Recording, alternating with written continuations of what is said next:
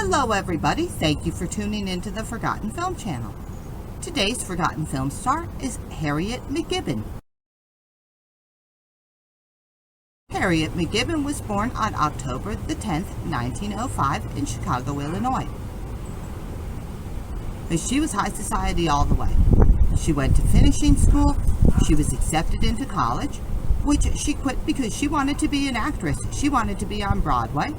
So instead, she enrolled in the American Academy of the Dramatic Arts. She got work as an actress and spent a few years touring with a stock company. She also became an accomplished harpist.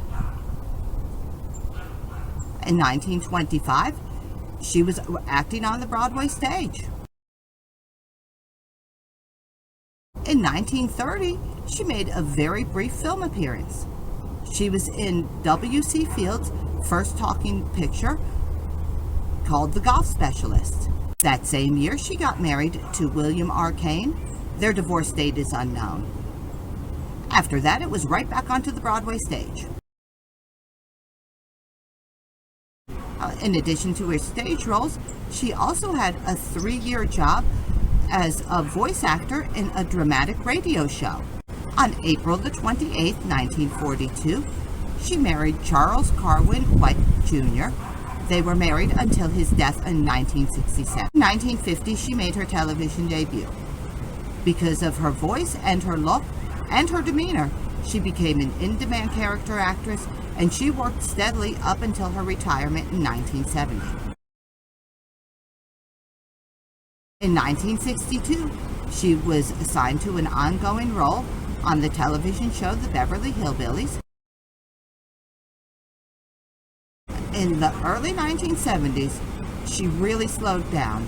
She did appear in a handful of television roles up until her official retirement in the year of 1980. She died on February the 8th, 1987 of heart failure at the age of 82. During her 30-year career in the film industry, she was in 30 movies and made 159 appearances on 48 different television shows, which includes the 55 episodes of the Beverly Hillbillies where she played Mrs. Drysdale. The amount of stage work she did is actually unknown, and what we have for you today on the Forgotten Film channel is going to be a Harriet MacGibbon double feature. I have first her 1930 film debut in The Golf Specialist. Watch for her, she's on the golf course. And that's followed by a classic episode of the Beverly Hillbillies. So I want to thank you for tuning into the Forgotten Film channel. You have a great day. Hopefully tomorrow will be even better.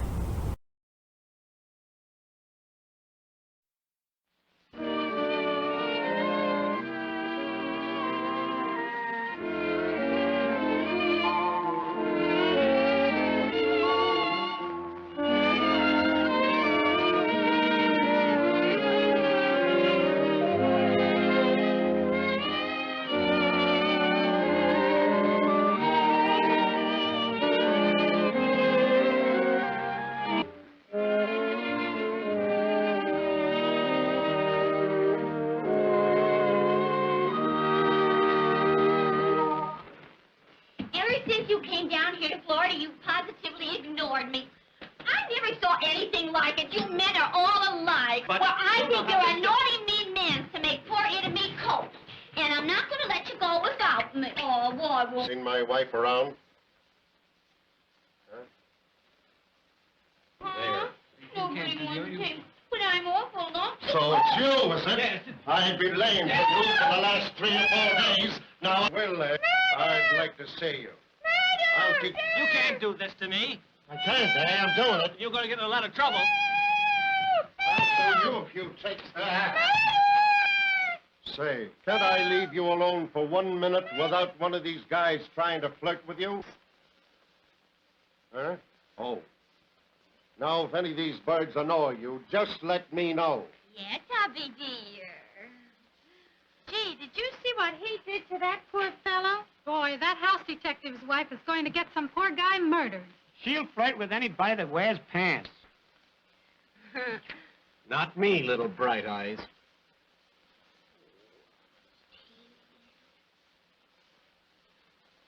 I'm going to join your party. Oh, yeah?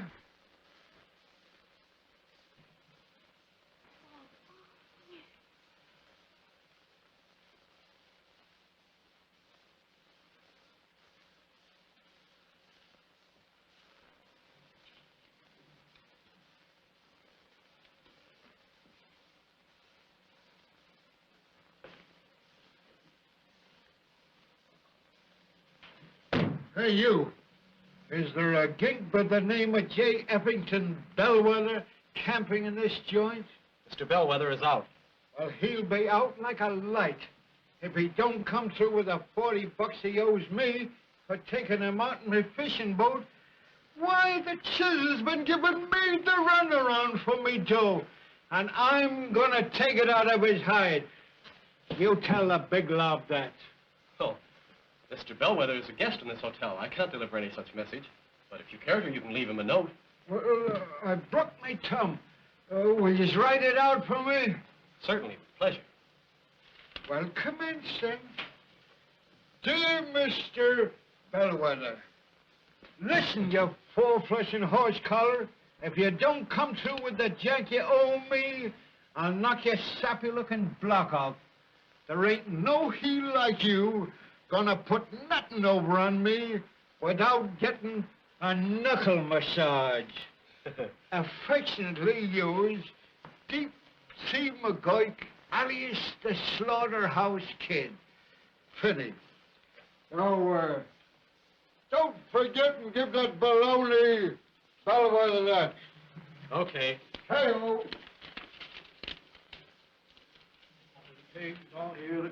Happy things are here. Hello, Walter. How do you do, Mr. Bellwether? Any telegrams, cablegrams, radios, televisions? Yes, sir.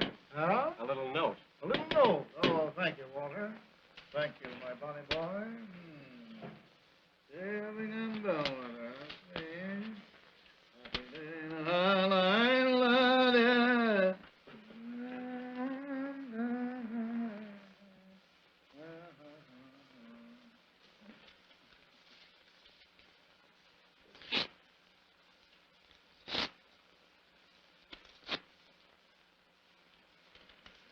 Silly little girl.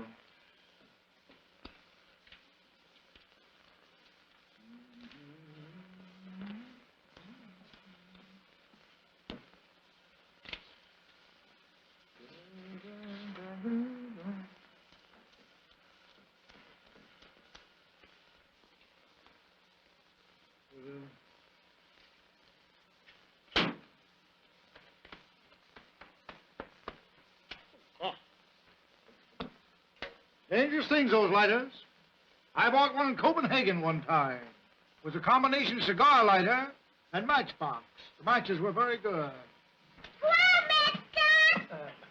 Hello, little boy. Will you give me the dollar? Oh, it's a little girl. Hello, little girl. How old are you? 5 years old. 5 years old. Will you give me $1 to put in my bank? I'll give you $1 to put in your bank if you'll sing me a song. Give me the $1 first. You're more than 5. Go on, get out of here. That's your little girl? I don't know whose little girl it is, but she's trying to get money out of me. She's a wonderful little child, though. I was just playing with her silken hair. You Just can as lift silk me up and by beautiful. my hair if you want to. I can lift her up by her hair if I want to. She's as game as a pebble. Mom, Look at that. Isn't it wonderful? It really is remarkable, and light as a feather. Light. He wants me to do it again. You know, it really is something to be proud of. Yes, it's marvelous, you little mink shoe, you wonderful little girl. Wants me to lift her way. Wants me to show it to everybody in the hotel. Look. Why, it's little people. Say, was that guy trying to flirt with you? Who? Oh, you big silly. There hasn't been a man anywhere near me. Oh, don't try to kid me. If I catch him playing around you again, I'll pulverize him. Oh, you're such a big brute. Now, if any of these fellas make any wise cracks to you, just tip me off. All right, Daddy dear.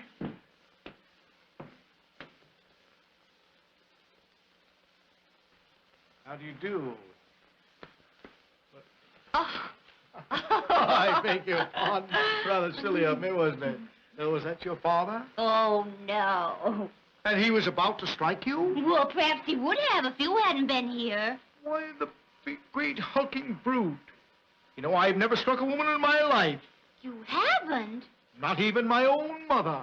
Oh, I could see that you were the very soul of kindness. Oh, I'm very kind. But of course I can be cruel if needs be. You can. Oh, a veritable tiger. Oh, but you have courage written all over you. It's the laundry marks, dear. Oh. Oh, they're going to play golf. Yes. Oh, it must be wonderfully romantic and secluded out on the golf course. Oh, it's a marvelous game. I'm going to play this afternoon myself. Would you like to join me? Permit me. Thank you. I just love it out here. So nice and green and Yes, everything. it is. Rather parky this morning, though. I have never been on such a crowded golf course in all my life.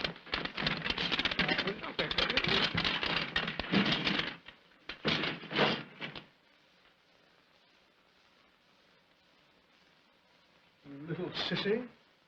Did you bring a ball with you? Wonderful. Now, stay clear. Keep your eye on the ball.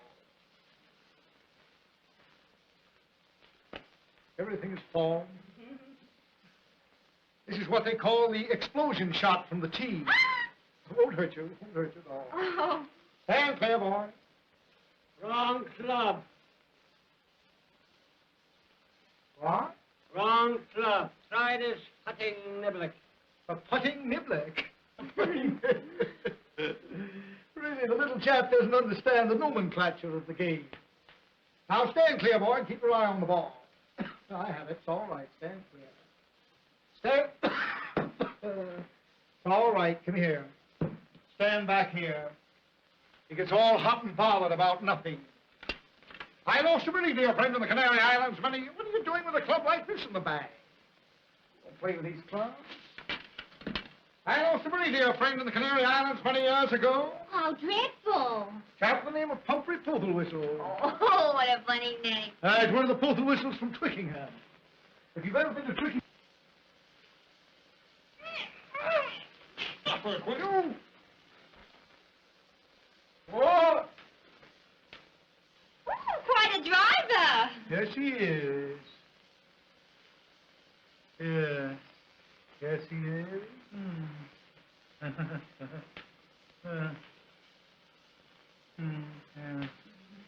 Yes, we lost old Poodle-Whistle in the Canary Islands. He was kicked to death. Oh, that's a shame. He was kicked to death by two infuriated canary birds. Oh, what is this? Someone had been feeding them meat. I happened to... Here we are. Anything strange about that cloud? Yes, it does look rather odd. Yeah. I think the shaft is warped. Give me another bat. Ah, that's better. That's much better. Yes. Now stand clear, boy, and keep your eye on the ball. This is what they call hitting past the chin, as I told you before. Really remarkable stuff.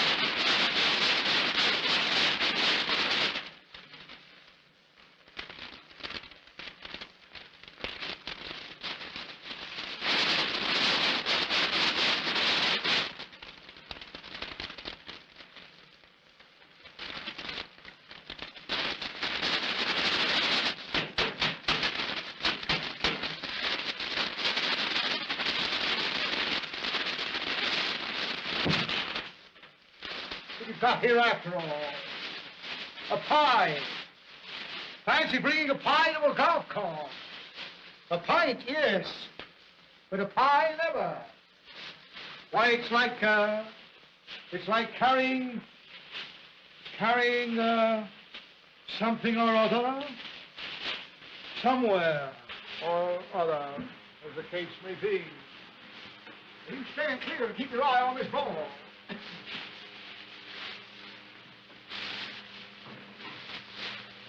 Stand clear, boy. Keep your eye on the ball.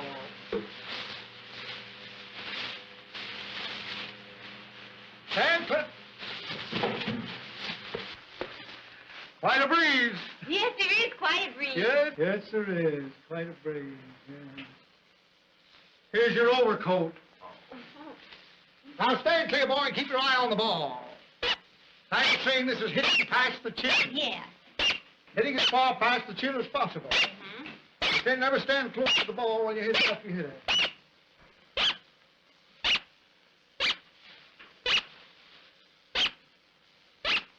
Sounds like one of those birds that fly backwards. Oh. Stand clear, boy. Keep your eye on the ball. It's coming this way.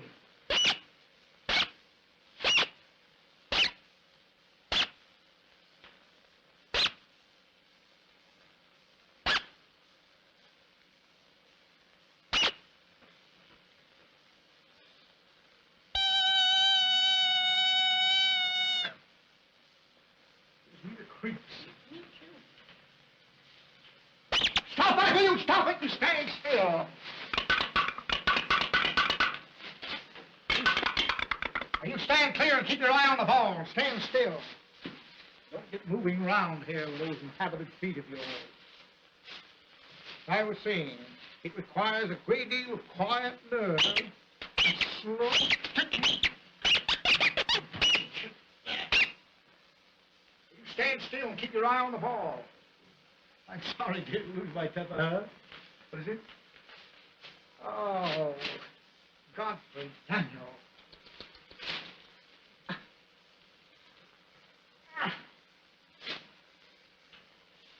Take you with me.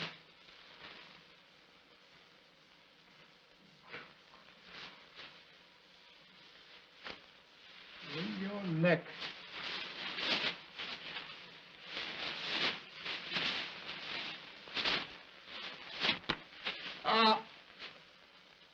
Put your foot on that, will you?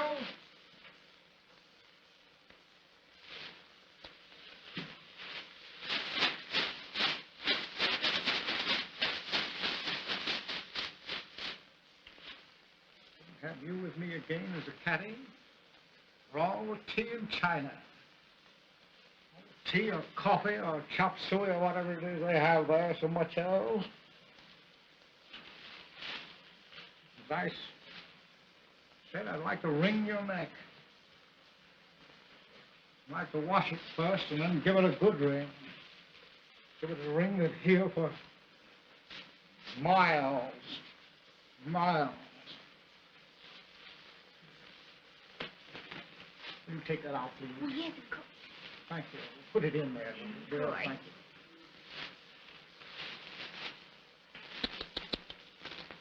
It's really disgusting. Oh, it's terrible. I'm sorry that you had to see this. That's all right.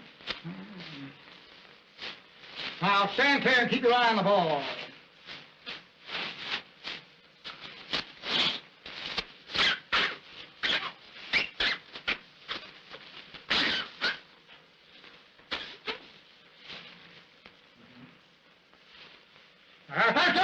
Still. Stand still.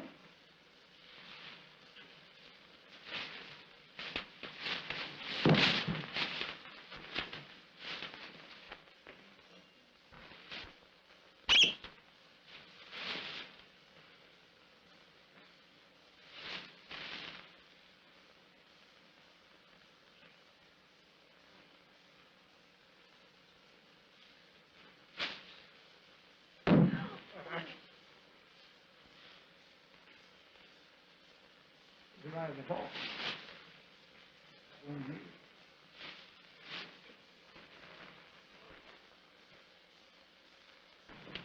Hello, Sheriff. How are you? The sheriff is looking for Mr. Bellwether.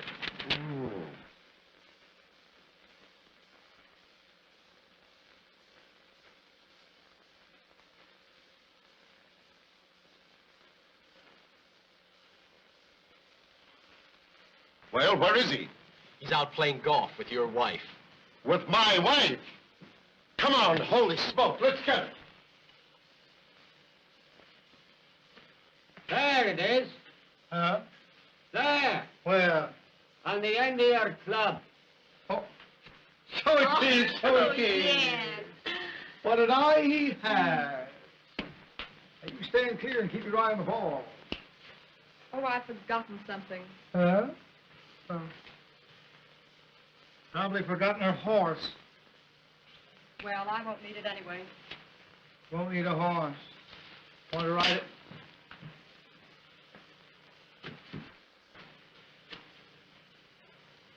I won't need it either.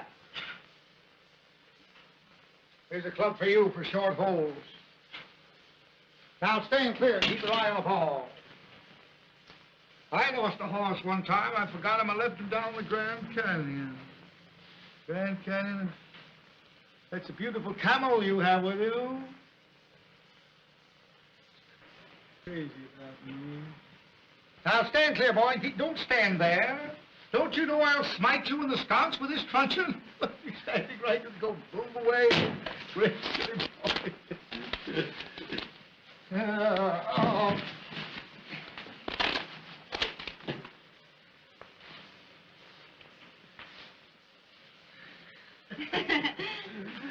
I'll have to have it reblocked. Oh, that's a shame. Yes.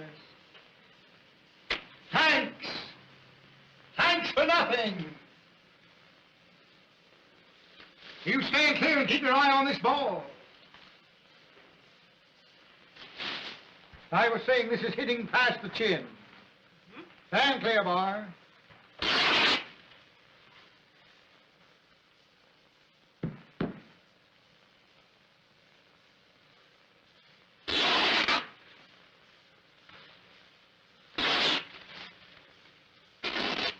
So it's you, is it? I'd like to take this club and I'll tee that up to you. All right. Now stand clear and keep your eye on the ball. Another thing I forgot to tell you was, keep the wrists together. Never let the wrists separate. Take the club back slowly. No. Oh!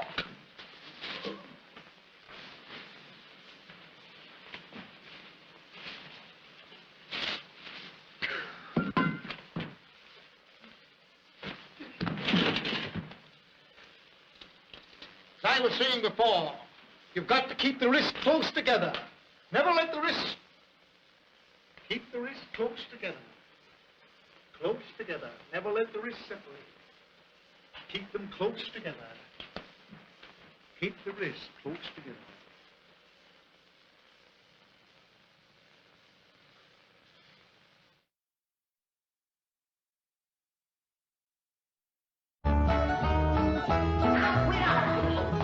Come on. Granny, there's a lot of darn nonsense. Come on, it ain't no such thing. Now, it ain't gonna hurt you none. I got things to do. The first thing you gotta do is sit down here and get your hair cut. My hair don't need cutting. If it gets any longer, I'll have to braid it. I declare, you fight hair cutting like that steer fights branding. Well, the last time you cut my hair, you did brand me. How did I know somebody poured hot gravy in my bowl? Smarted considerable. Sure plastered your hair down nice, though. No, I might go to selling that stuff. Gravy? Sure made your hair look mighty sprucey. Yes, sir. You were slicker than a peeled onion. Smell like one, too. Sure. I'd go to selling that stuff. I could put an ad in one of them catalogs. If you want the girls to stop and stare, put Granny's gravy on your hair. All right, Granny, come on. Let's get on with it. Hey, Uncle Jed, you're getting your hair cut. Thanks for telling me, Jethro. Well, that's all right. Furnish, Jethro. What's going on? Is there going to be a wedding or something? I could be, the way that Sonny Drysdale is a sparking Ellie mate. Oh, he's with her right now, up by the cement pond. I better get right out there and keep eye on him. Now, you sit still and leave those young'uns alone. Can't you remember how it was when you was a boy? Yeah. I better get right out there. It's broad daylight. And besides, they swim. No, they ain't. He's a-sitting on the bank, and he's a-holding her hand. What an interesting hand you have. I see a handsome man, a handsome Harvard man. Where? Right there on your heart line. Oh, that's just the one I got from picking up toes. Ellie, you mustn't let horrid, slimy creatures touch you. Oh, heck, you ain't slimy, Sonny. Just a mite greasy from all that oil you smear on yourself. What a precious paradox you are. What a charming contradiction. You look pure Park Avenue and you speak pure Tobacco Road. That good? Good? It's fascinating. You're a challenge to me, you child of nature. You are the raw clay from which I will mold a perfect woman, worthy of a perfect man. Me. You know Shaw's Pygmalion? I don't even know Shaw, let alone his pig. Oh, you woodland sprite! You forest little bird. You are so refreshing after all those intellectual types of Vassar and Wellesley. You make me feel superior. That good? Good? It's divine.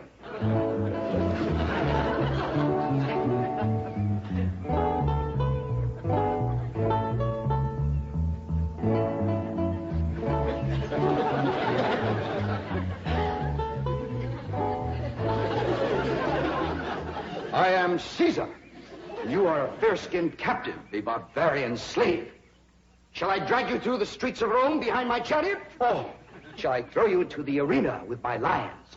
No, Caesar has other plans for you, my little savage. You shall be my slave, yes, but only the invisible bonds of love shall make you my prisoner. Come, I shall strum upon my lyre and recite odes to your beauty. What say you to that, fair maiden? How speak you now to mighty Caesar? I declare, Sonny, you're more fun than a bucket of tadpoles. I declare you're wiggling worse than a worm in a bait bucket. You want your daughter to be an old maid? Of course not. Next year she'll be too old to get a husband. She's almost 18. You're not old. Sure is. She done waited too long, Uncle Jed. Why, no boy wants to marry up with a middle-aged woman. Ellie Mae can get herself a husband anytime she wants to. Why, she's the purtiest and... Now, don't get your old feathers riled up, you old rooster, you. Ellie Mae'll be all right if you just leave her alone. Well, I ain't sure Sonny Drysdale's good enough for her. He's considerable older than she is. Well, don't worry about that, Uncle Jed. His family lives a heap longer than most folks. Yeah? Yeah. Sonny told me that there's been a member of his family living in Boston since 1632. Well, that rascal's over 300 years old. He was a greening you. Yeah, you sure swallowed a whopper. No, ma'am. Sonny's honest. Why, he's so honest, he has to have somebody do his lying for him. Do his lying for him? Yes, sir. Why, I heard him call through the hedge to Ellie. He says, I'm coming over to serenade you, and I'm gonna bring my lyre. Come, fair maiden, and I shall sing of your golden tresses, and your azure eyes, and your skin of alabaster, and your other charms that set me aflame. You mean you're really burning? Yes, dear one, and only you can put out the fire. Okay.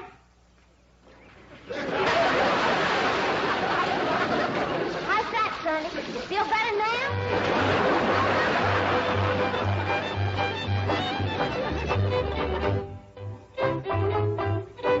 All right, Jethro, you're next.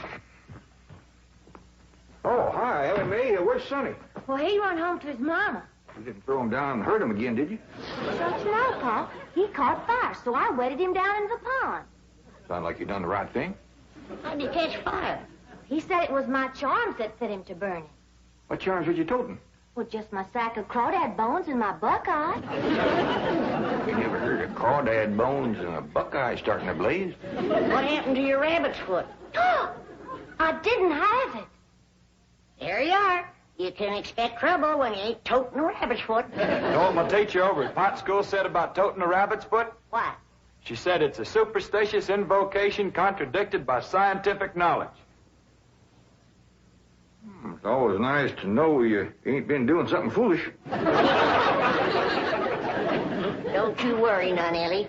You go jump into a purty dress, and I'll walk you up a love charm that I guarantee will bring Sonny Drysdale back. Yes, I am, Mother. I'm going back. Sonny, darling, you're delirious. Here, bring some of this penicillin. I'll send for an ambulance. Mother, I am perfectly all right. Of course you are, precious. A nice rest in an oxygen tent is all you need. I don't need an oxygen tent or an ambulance. All right. Just relax. And Mumsy will call the police. Police? But of course. I mean to have that violent, dangerous girl arrested for attempted drowning. Mother, you will not call the police. I'm going back there right now to see Ellie Mae. Ah, darling, that's very brave of you, but you're in no condition to make a citizen's arrest. Mother, I'm not going to arrest her. I want to help her, to work with her, to tutor her. What? She's like a wild, wonderful jungle cat, and I'm going to tame her. Sonny, you are delirious. I'll call the doctor. Mother, my mind is made up. That girl needs me. For the first time in my life, somebody really needs me. I need you. The whole world needs you. Ellie Mae Clampett needs me, and I need her. I'll be her Pygmalion, and she'll be my Galatea. Sonny, you're not becoming emotionally involved with that creature. She's not a creature, Mother. She's a girl. A wild, wonderful, beautiful, ravishing girl. Yes, I am becoming emotionally involved. I forbid it. She's not socially acceptable for my baby. Mother, I'm not your baby anymore. I'm a man in search of a woman.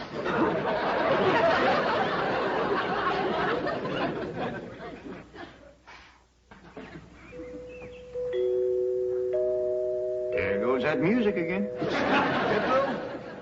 Did you ever find out where that's coming from? No, sir, I didn't. Every time I went to looking for it, somebody always come to the door. This time I'm gonna find it for sure. You see?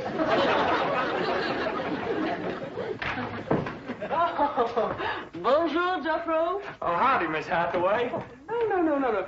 When I say bonjour, Jeffro, you say bonjour, Mademoiselle Jane. Now say it. Bonjour, Mademoiselle Jane. Bonjour, Mademoiselle Jane. That's very good. Except for the mwah sound. Must be soft. Mwah. What? No. Watch my lips closely. Mwah. Try that. What? Try it again. What? That's closer. Try again. What? Once more. What? Close in on her, Jethro. Oh, Mr. Clampett, I was attempting to teach Jethro to articulate the Gallic diphthong. No matter what fancy name you call it, he ain't very good at it. He'll learn. But now to the purpose of my visit. Is Sonny Drysdale here? No, but he will be. Granny's out in the kitchen whomping up a love charm for Ellie to give to him. She said it'll bring him on the run. Mr. Clampett, I am reluctant to disillusion you about so-called love charms, but they are mere superstitious invocations and have been proved to be completely ineffective. Granny sets great store by him.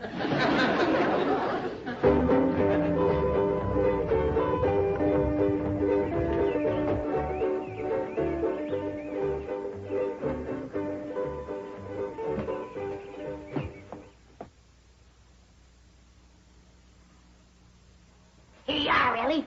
One guaranteed love charm. Guard it with your life. What's in it, Granny? Oh, I dasn't tell you. Leastways, not just yet. But I'll give you the secret before I go on to my reward like my granny done to me. I'll guard it too, Granny. Granny?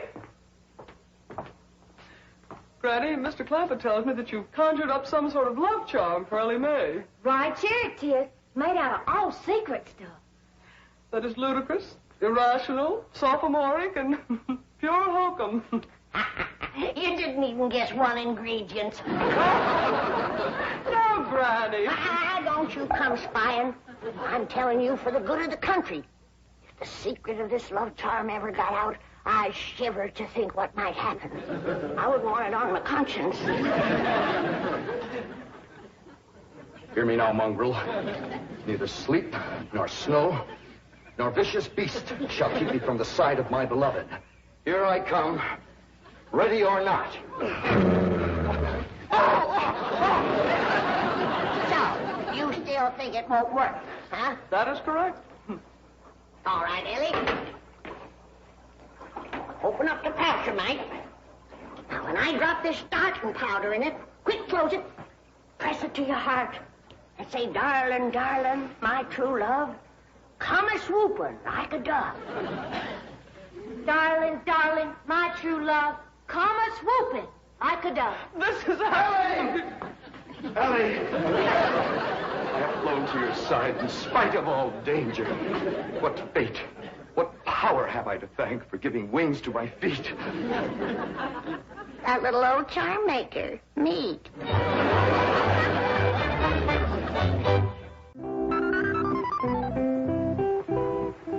And now we shall begin the transition from Tobacco Road to Park Avenue. Now you watch me closely and I'll show you how to develop perfect posture and grace of movement. Ah, Kipling. Well, do you like Kipling? I don't know. I ain't never kippled. Oh, you are a challenge, you ravishing rustic, you child of nature. Now here, you try it. There we are. Now walk. Oh. You'll have to try that again. Now sit down. Now watch me. We walk as though upon a cloud, and we glide with lissom grace. And as we walk, we always keep a smile upon our face. What's he doing? That there is something called Kipling.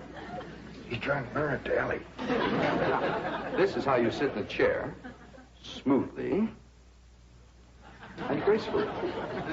There ain't no chair where he's a-sitting. I know. What do you reckon's wrong with that rascal? Appears to me he's about 2 bricks shy of a load. Turn old Duke loose so we can go in there and protect Ellie. Now we'll practice diction and intonation at the same time. How now, brown cow? How now, brown cow? What's he talking about? He thinks old Duke is a cow. You best fetch your granny. Appears to be she's throwed too strong a charm on that boy.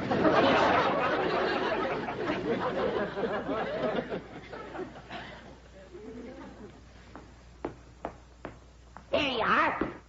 One guaranteed charmer. Now, you hold the bag while I sift in the starter. I know this is all a lot of absolutely ridiculous nonsense. Please hurry.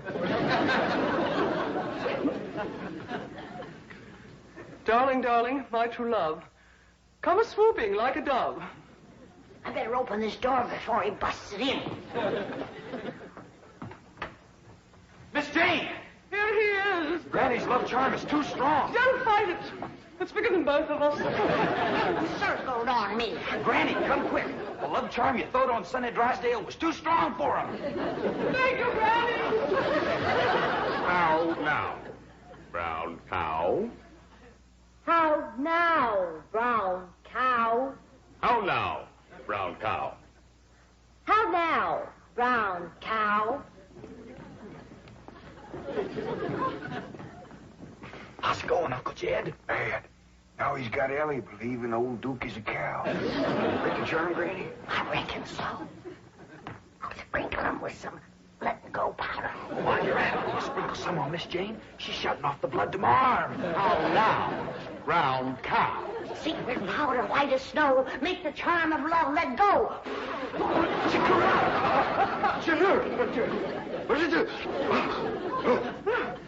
The spell is broken. Now, please, everybody listen to me.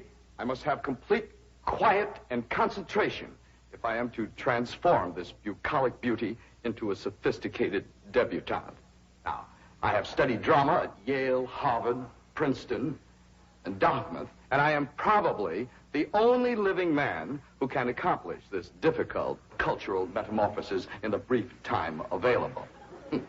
Now, everybody please go, while I transfuse into this simple, untutored mind the charm, the polish, the splendor that is Sonny Drysdale.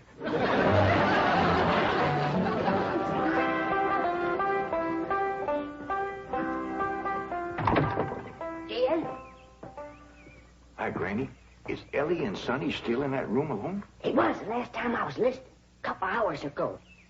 They was talking about the rain in Spain, a land in the plain.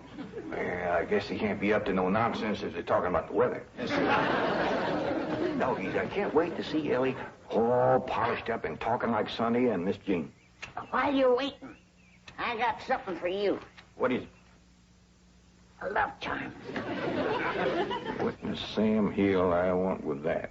It ain't what you want, and it's what you're getting, a woman. And it's high time you got one, being a widower. Besides, the moon is right. That's why this stuff is working so high-fired powerful. So here. Well, I ain't interested in none of these la-di-da Beverly Hills women, so here. Well, they're interested in you, so here. Who said? Jethro says. Jethro don't know nothing, so here. I reckon Jethro ought to know what's going on in his own school. Besides, I saw her making sheep's eyes at you, so here. You caught who making sheep's eyes at me? Mrs. Millicent Schuyler Potts, that's who. Oh, now. You did? Educate a woman like that? Jethro says she asks for you every day. Oh, what she want with an old mountain goat like me? If I was to put a little starting powder in there, and you was to say the magic words, no woman could resist you. I don't hold with stuff like this. You're scared, ain't you? Oh, I ain't scared. Then go ahead. I double dog dare you. Well. Open the pouch, you might. Well, this is just a lot of doggone nonsense. Close it tight, clamp it to your heart, and say the words.